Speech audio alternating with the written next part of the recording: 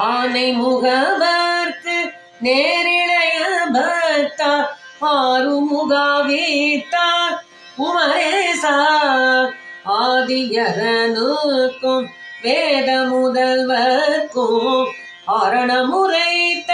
குருநாதா தானவர் குலத்தை வாழ்கொண்டு துணித்த சால் சதுர் மிகுத்த திரள் வீரா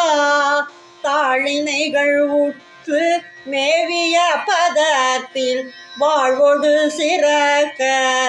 அருள்வாயே வான் எழும் புவிக்கும்